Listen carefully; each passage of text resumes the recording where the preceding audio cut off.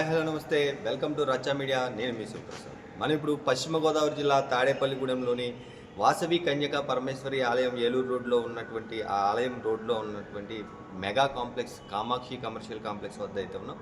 ఈ కాంప్లెక్స్ నిర్మించి దాదాపు 10 ఏళ్ళు గడుస్తున్న ఈ కాంప్లెక్స్ నిర్మాణం తర్వాత గత ఎన్నికల్లో వైసీపీ గెలిచిన తర్వాత ఇక్కడ శాసనసభ్యులు కొట్టు సత్యనారాయణ అయితే ఈ కాంప్లెక్స్కి సంబంధించి మున్సిపల్ అధికారులతో సమావేశం నిర్వహించి ఇంతటి పెద్ద కాంప్లెక్స్కు పార్కింగ్ ప్లేస్ కోసం ఎందుకు అనే ఎంక్వైరీ చేయడం, అయితే పార్కింగ్ ప్లేస్కు వినియోగించాల్సిన దాంట్లో కూడా వీళ్ళు కమర్షియల్గా షాపులు నిర్మించడం, అప్పుడు మెగా ప్రొటెక్షన్ ఫోర్స్తో వీళ్ళు దాదాపుగా 500 మంది స్పెషల్ బ్రాంచ్ పోలీసులతోటి ఇక్కడ ప్రొటెక్షన్ పెట్టి అప్పుడు ఏదైతే మనం ఉన్నామో ఈ కాంప్లెక్స్ని మొత్తం కూల్చివేయడం జరిగింది.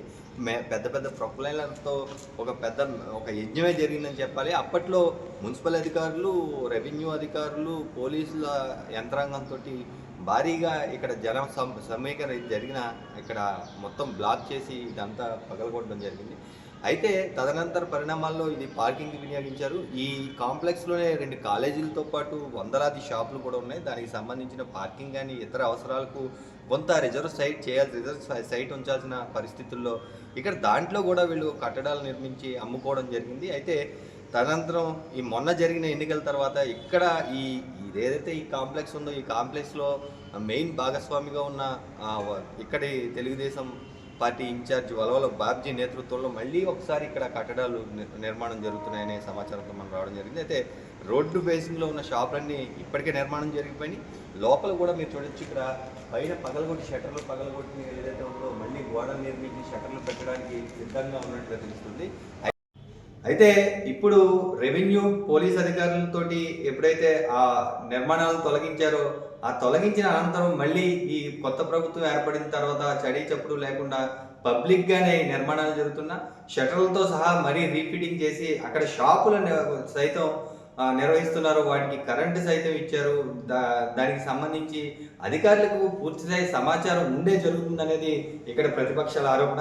అయితే ఏదేమైనా అక్కడ మున్సిపాలిటీకి సంబంధించిన రిజర్వ్ సైట్ ఏదైతే ఉందో మున్సిపాలిటీకి సంబంధించిన రిజర్వ్ సైట్ని సంబంధించి పార్కింగ్ ఏదైతే ఉందో ఆ పార్కింగ్కి సంబంధించిన ప్లేస్లో మళ్ళీ నిర్మాణాలు జరగడం, మళ్ళీ ఇంకొకసారి ఏదైనా కంప్లైంట్లు వస్తే లేదంటే కోర్టు ద్వారా ఆర్డర్లు తీసుకొస్తే మరీ మున్సిపాలిటీ బలగాలను ఉపయోగించడం అక్కడ ఖర్చుతో కూడుకున్న పని. మళ్ళీ మున్సిపాలిటీ బలగాలను ఉపయోగించడం, మళ్ళీ పోలీసులు మోహరించడం, మరొకసారి పగలగొట్టడం వంటి జరగకుండా ముందే ఈ కట్టడాల నిర్మాణాలను ఇప్పటికే సగానికి పైగా పూర్తయ్యాయి. అయితే లోపల వరుసలో ఉన్న ఏదైతే షట్టర్లు ఏదైతే పగలగొట్టారో ఆ షట్టర్లకు సంబంధించిన గోడలను తిరిగి నిర్మించడం, ఈ గోడలు నిర్మించి వెంటనే షట్టర్లు పెట్టడం, మళ్ళీ ఆ షాపులను సేల్ చేయడం కూడా జరుగుతుంది. అయితే ఈ షాపులు కొనుక్కునే వారు కూడా మరొకసారి ఆలోచించుకోవాల్సిన అవసరం ఎంతైనా ఉంది. మరొకసారి ఎప్పుడైనా మనం ప్రభుత్వానికి సంబంధించిన భూములో కానీ ఇలా పార్కింగ్కి సంబంధించిన భూమిలో షాపులు కొనుక్కున్నట్లయితే ఈ రోజు కాకపోయినా రేపటి రోజునైనా మళ్ళీ ఒకసారి ఆధీనంలో తీసుకునే ఇదిగో అవకాశం కూడా ఉంటుంది. కాబట్టి మున్సిపల్ అధికారులు ప్రజలను లేకపోతే వినియోగదారులను మోసపోకుండా చూడాలి. ఖచ్చితంగా వాళ్ళకి ఏదైతే ప్రభుత్వానికి సంబంధించి పార్కింగ్ స్థలాల్లోని షాపులు కట్టి వాళ్ళకి పబ్లిక్గానే అమ్ముతున్నా అక్కడ బోర్డులు పెట్టి వ్యాపారాలు చేస్తున్నా మళ్ళీ పట్టించుకోకుండా ఉండడం పైన అధికారుల పైన పలు విమర్శలకు తావిస్తుంది. వెంటనే దీనిపైన సంబంధిత మున్సిపాలిటీ అధికారులు, రెవెన్యూ అధికారులు, పోలీసులు చర్యలు తీసుకుని వెంటనే ఈ నిర్మాణాలను నిలుపుదల చేసి ఏదైతే వినియోగదారులు మోసపోకుండా కాపాడాల్సిన బాధ్యత ఉంది. దీని మీద కొన్ని సంఘాలు సైతం కోర్టులకు సైతం వెళ్ళడానికి సిద్ధంగా ఉన్నాయని మాకైతే సమాచారం ఉంది. దీనికి సంబంధించిన పూర్తిస్థాయి సమాచారం మరో ఎపిసోడ్లో చూద్దాం. చూస్తూనే ఉండండి మీ అభిమాన ఛానల్ రచ్చా మీడియా.